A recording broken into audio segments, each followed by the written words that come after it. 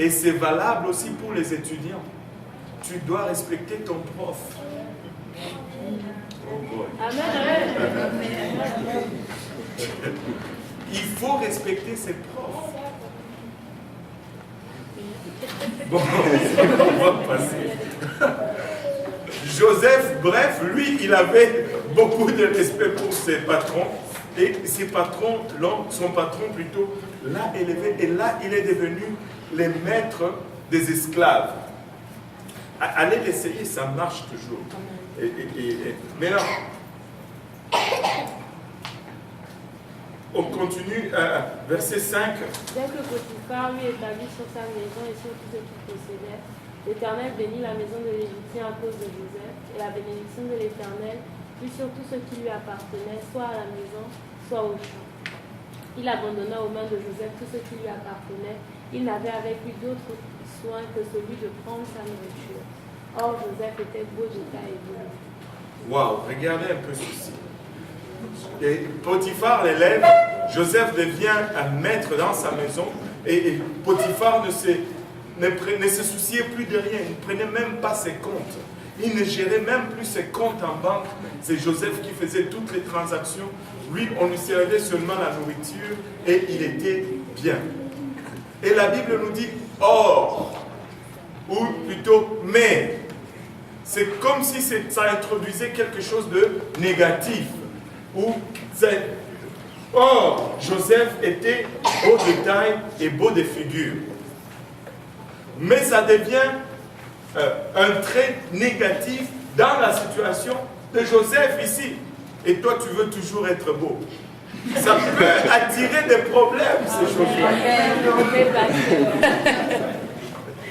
Parce qu'il a dit or. Il a dit or, Joseph était beau. Donc comme si ça devenait un problème. On parle de toutes les bénédictions et de toutes les choses, et puis on dit mais il était beau de taille et de visage. Aidez-moi si je ne comprends pas le français, mais c'est comme c'est en opposition aux bénédictions. Je ne sais pas. C'est ça. Or, sa beauté est un problème. Oui, mais par exemple, ça aussi. Oui. Moi, j'ai remarqué que Jésus, Dieu utilisait que les gens boivent. David était beau. Pardon? Joseph était beau. Saul était beau. Même Samson était beau. Donc, c'est un critère. David, c'est le même. Ne crée pas de problème. Qu'on ne dise pas or, le pasteur était beau. C'est des problèmes. Tu sais que c'est des problèmes. Ok. C'est. Jésus, il dit qu'il avait une beauté. Jésus n'était pas beau. Mais. Non. Il n'y avait ni éclat. Mais ça ne veut pas dire qu'il n'était pas beau, ça veut dire qu'il était peut-être comme le. Non. Il dit ça dit spécifiquement ceci. Il n'y avait rien en lui pour attirer notre regard. C'est fort ça. Si je n'ai même pas envie de regarder, cela ne veut pas dire que c'est beau là. Tu n'allais pas le regarder et dire waouh, non. Mais tu pourrais aussi le regarder sans. Tu allais le regarder, tu allais dire c'est ce que le verset dit. Il est celui de qui on détourne le regard. Mais. Anyway. Mais non, pas anyway. Non, mais va lire Ésaïe 53. Tu l'as lu déjà, Ésaïe 53? Tu veux le regarder? Mais en figure, est-ce que les hommes doivent ressembler à Jésus? C'est dans le ciel. Non, mais attendez. Cela ne veut pas dire qu'on doit être laid tous ensemble. Si Dieu m'a fait comme ça, là, je veux me mutiler pour que... Non, mais c'est pas ça. C'est pas ça. Je regardais juste que... Mais, il y avait un problème. N'en faites pas un plat. Non, parce que des fois, on va désirer certaines choses. Alors que ça. Tu sais, Parce que, pourquoi je dis cela? Parce que, soyons honnêtes là, vous allez investir de l'argent, du temps, pour être beau, alors que ça peut, ou je devais dire belle, alors que ça peut être... Il sera. Ok, alors que ça peut être une source de problème. C'est tout. Mais soit seulement c'est du... Anyway, regardez ceci. Après ces choses, il nous dit, or, il était beau de figure et de taille. Et regardez le verset 7. Après ces choses, il arriva que la femme de son maître porta les yeux sur Joseph et dit, Ah, s'il était laid, il n'allait pas avoir ça.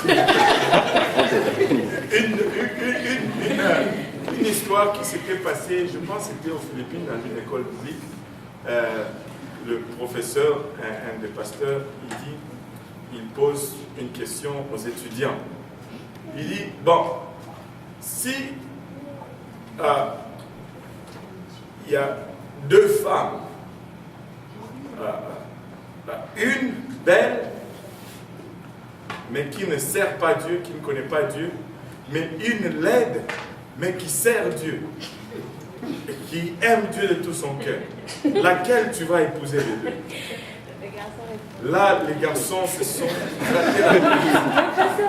Puis un audacieux a dit, moi j'ai la réponse. Il dit, je vais prendre la belle. Et là, le pasteur dit, mais c'est quoi ton raisonnement là-dessus? Il dit, parce que la belle, je vais prier, je vais jeûner. Et Dieu la sauve. Et Dieu peut la sauver. Mais la laide, il s'est arrêté.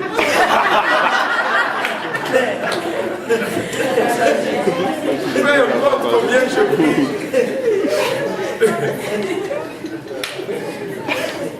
Mais ça, c'était juste une blague. Mais la femme de Potiphar a commencé à regarder Joseph, a commencé à dire, oh, intéressant. Et là, elle porta les yeux sur Joseph et dit, couche avec moi, Joseph. Verset 8. il refusa et dit à la femme de son maître, voici mon maître ne prend avec moi connaissance de rien dans la maison et il a remis entre mes mains tout ce qui lui appartient. Il n'est pas plus grand que moi dans cette maison et ne m'a rien interdit excepté toi parce que tu es sa femme. Comment ferais-je aussi grand mal et pécherais-je contre Dieu? Voilà, attendez un peu. Et regardons ce passage. La femme là, couche avec moi. Et Joseph dit, non, je ne peux pas faire une telle chose. Hein? Il dit, regarde un peu la situation. Mon maître a placé sa confiance en moi. Et il m'a placé sur toute chose. Et il ne m'a rien gardé, sauf toi, sa femme. Mais comment ferais-je une telle chose? Comment ferais-je un aussi grand mal? Et pécherais-je contre Dieu? La première chose dans la pensée de Joseph, ce n'était pas son maître. La première chose dans la pensée de Joseph, c'était Dieu. Coucher avec la femme de son maître était d'abord un péché contre Dieu. Joseph avait toujours gardé Dieu en premier dans sa vie. Et le désir de Joseph était toujours et avant tout d'être agréable à Dieu avant. Et si tu as ces désirs dans ton cœur, tu vas naviguer contre toute piège que le diable va te lancer. Ne cherche pas d'abord à plaire aux hommes. Ne cherche pas d'abord à faire bonne figure devant les gens. Mais cherche d'abord le plaisir de Dieu. Cherche d'abord à être agréable à Dieu. Et toutes les autres choses vont tomber en place. Et donc, tu peux être beau du temps que tu as la crainte de Dieu. Mais ça devient une chose dangereuse si tu n'as pas la crainte de Dieu en toi. En bref, c'est ça la leçon. Dieu doit venir en premier dans notre vie. Il dit, comment ferais-je une telle chose? Comment pécherais-je contre mon Dieu? Même pas contre Potiphar, mais contre mon Dieu. Wow. Dieu en premier. Joseph n'a jamais développé un sentiment d'amertume ou une quelconque colère contre Dieu. Des fois, les gens disent « Ah, j'étais vraiment fâché contre Dieu. » Il ne faut pas dire une telle chose. Comment est-ce que tu peux être fâché contre Dieu? Tu ne peux pas te fâcher contre Dieu. Tu ne dois pas te fâcher contre Dieu. Aie confiance en Dieu. Il sait exactement ce qu'il est en train de faire. Et rien n'échappe à son contrôle. Rien ne lui échappe. Il connaît même le nombre de tes cheveux. Écoutez, c'est banal les cheveux. Enfin, pour certains, comme moi, ça devient banal les cheveux. Pourquoi vous me regardez tous sur la tête? Mais il les compte. Il les compte. Combien d'avantages ta situation financière, ta situation familiale? Il est au contrôle. Il est au contrôle. Fais confiance en Dieu. Regarde ton voisin, dis-lui, fais confiance en Dieu. Alléluia. Il est au contrôle. Il est au contrôle. Il est au contrôle. Même si ça paraît aller tout croche. Le dimanche, à l'Est, je prêchais sur ne regarde pas à tes circonstances. Au fond, Dieu peut faire autre chose que tes circonstances. Il n'a pas une voie prédéterminée pour travailler et pour faire son œuvre dans ta vie ou accomplir ou faire ce que tu as besoin. Regardez, elle n'a pas lâché prise au premier. Ça aurait été facile si on disait au diable non, et puis ça finit, ça s'arrête là, il sait qu'on n'est pas intéressé, mais c'est un combat constant de chaque jour. Qui s'est rendu compte de cela? Si vous ne vous êtes pas rendu compte de cela, bienvenue dans le club de Jésus-Christ, c'est-à-dire que vous êtes sauvé il y a à peine 5 minutes. Mais si tu as été sauvé moindrement quelques jours, tu sais qu'il va revenir encore et encore et encore et encore et encore. Il ne lâche pas. Et nous devons tenir ferme. Et elle n'a pas lâché. Elle n'a pas lâché. Verset 10. Quoiqu'elle parla tous les jours à Joseph, il refusa de coucher auprès d'elle, d'être avec elle. Un jour qu'il était entré dans la maison pour faire son ouvrage, et qu'il n'y avait là aucun des gens de la maison, elle le saisit par son vêtement en disant « Lui laissa son vêtement dans la main et s'enfuit au dehors. » Ça devient maintenant physique. Quand le diable n'arrive pas à te faire tomber moralement, il va aller physiquement. Job est passé à travers le même processus. Il a tout perdu. La dernière chose, regarde, sa santé. On l'a frappé. Et là, la femme de Potiphar devient maintenant physique.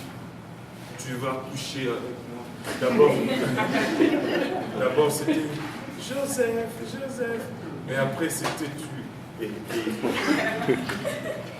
Il y a certaines questions qu'on peut soulever aussi là-dessus. Je vais prendre la liberté un peu de soulever cette question. Pour juste nous faire réaliser certaines choses. La question était celle-ci. Que faisait Joseph dans une maison seul avec une femme qui avait un œil sur lui? Il était le maître des esclaves. Il pouvait prendre même 10 esclaves avec lui. Oh les gars, venez, j'ai quelque chose à faire dans la maison. On ne peut pas être plus prudent que... Il faut être plus... Tu sais, vivre pour Dieu, être fort en Dieu, ce n'est pas regarder la tentation et dire je suis fort, je vais marcher sur Sainte Catherine, je ne peux pas. Ce n'est pas ça.